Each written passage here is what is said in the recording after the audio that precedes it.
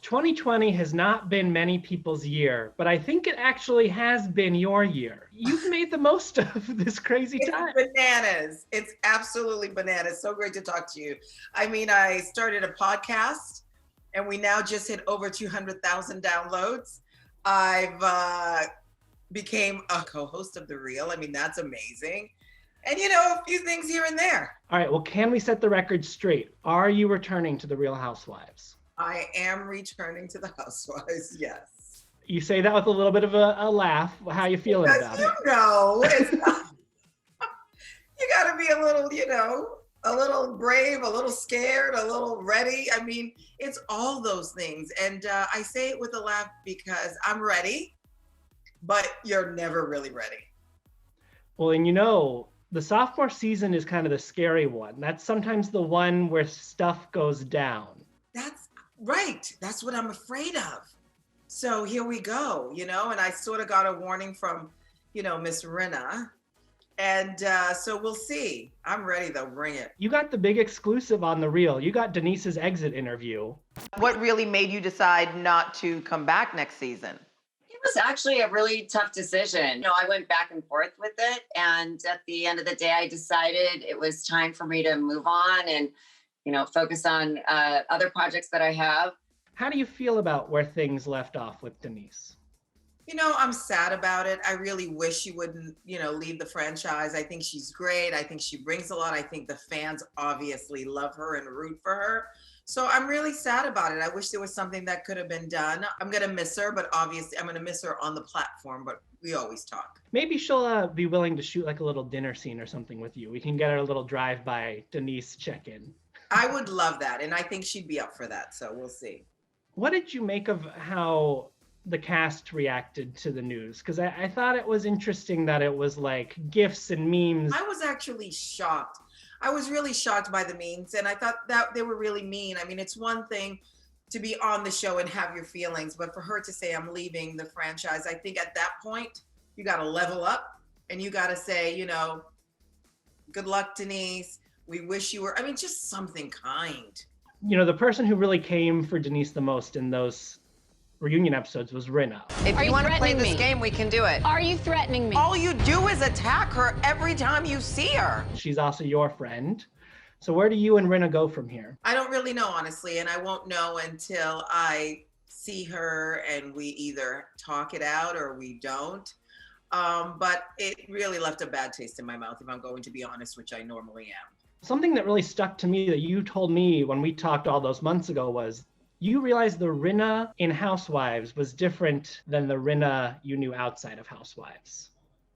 And I'm sticking by it. How is she different? The Rinna that I knew before Housewives is really who I can speak to. You know, she was fun, she was supportive, she was nice, she was kind. And I get it, we're shooting a TV show and I get drama as a part of it. But I think she took it to a level that was not a good look. She posted a message to Instagram that was like, tell Bravo you want us to have fun again, to get back to the lighthearted stuff. And to me, I'm like, well, aren't you guys in control of kind of the attitude you bring to the table? No one's telling you how to. I didn't see that, but I heard that she did that. Yeah, I don't know where that's coming from. The other exit, Teddi Mellencamp will not be returning to the group. I recently found out that my contract as a housewife is not being renewed. Of course, I could give you the standard response of, oh, we both came to the decision that it would be best. Nah, I'm not going to do that. That's not who I am. How do you feel about that?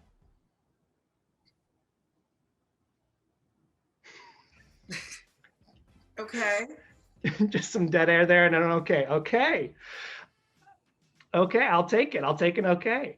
That will change the dynamic for everyone in Kyle because Kyle's little buddy will be gone. And obviously you and Kyle have some work to do. I love that you said little buddy. You and Kyle have some work to do. Do you have any idea how that's going to go? No, I have no idea how that's going to go, but that's really important to me that her and I sit down right away and hash it out and just, or talk it through, however you want to put it. I like hash it out. I'll bet. What do you make of the reports that Kathy Hilton, her sister, might be coming around a little bit? I met Kathy at a few dinners. She seems like a lovely lady. I think that's an ally, obviously, for Kyle. And, you know, The more the merrier. I mean, come on. I don't want to throw shade. I haven't spent time with her. Let me spend time with her and we'll go from there. There it is. Well, you know, everyone loved seeing you spend time with your girlfriends. I think your actual kind of core group of girls. Will we see any of them next season? I hope so. Yeah, the response has been incredible. And when we're together, it's so much fun. And there's no like, we're not trying to, you know, shade each other or anything like that. If we do, it's out of fun. So I would love to see more of that. And I think Bravo does too. I think everyone would like to see more of that. You've been part of the call for diversity. I think the audience is ready for more diversity. There's a name floating around. Crystal Minkoff might be joining, who would be the show's first Asian cast member, which would be cool. Okay. I don't know her. You might meet her in the next few weeks, Garcelle. I probably will. You know more than I do. You always have the tea. Always. I had to dig in a little bit. I love that. You saw the first episode before I did. This is true. Well, let's dig into the new job with The Real. Ladies, we have so much to talk about today. I just want to jump into the girl chat. Are you good with that? How'd the job come your way? How did this land on your lap? You know what's so funny? I was at home and I was watching TV, one of the entertainment shows, probably yours, and they said that Tamara was leaving The Real, and I was like, oh, that's too bad. And it didn't, like, a light bulb didn't even go off for me because I figured, okay, I'm busy already, right? And then my good friend John Murray called me and he goes, are you throwing your hat in the ring? And I was like, oh, I really hadn't thought about it. He's like, are you crazy? And then I was like, you're right, I am crazy. And so then we started the process and I tested with a bunch of, you know, different women, and who all were capable of doing the job, but I'm thrilled that I was the chosen one. It's been now a few weeks you've been at it. How's it been so far? One thing is that's really great. The commute is awesome. You're there. You're in the office right now. This is your shooting location. I'm right here. It's been really fun. I mean, the girls and I are just seamless. That's seamless. That's effortless. It's a lot of fun. A lot of technical difficulties because we're all doing it from home. It's also different, but I think we have a really great groove. And I'm beyond excited about it. Have you learned anything about yourself in these first couple weeks doing the show? I have to learn to take my, wait my turn because we're all talking at the same time. But it's been great. I mean, they were so welcoming and it's a fun group. It's really a great group. What have you learned about your co-hosts in these early weeks that surprised you? Lonnie is not a morning person at all. We'll have our morning meeting and she's like, And I actually texted her. I'm like, girl, are you okay? She's like, yeah, I'm just not a morning person. I kind of love that you had Amanda Seales on the podcast as the changing of the guard was happening with The Real. And her advice to you was simply, good luck, which I thought was kind of wild and ominous. I was like, that's it? This podcast is intended for a mature audience as it contains adult language and can get rather intimate. So grab a cocktail, find a safe place to listen, and make sure your kids aren't around. So going to bed with Garcelle, I love the message at the beginning of the podcast. It's essentially like a warning. If you've put this on in your car with your kids in the back seat, turn it off. Don't do it. Don't do it. The Jamie Foxx chat really blew up. That caught a lot of attention. It sure did. A lot more than we thought.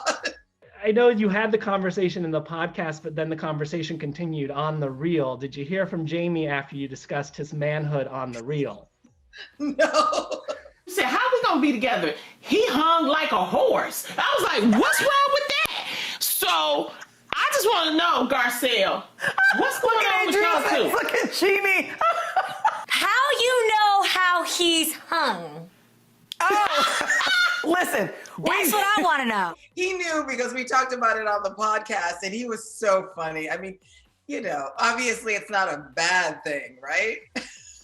No, I think you're basically saying, I don't want it, but ladies, it is yours for the taking. And have at it. Have at it.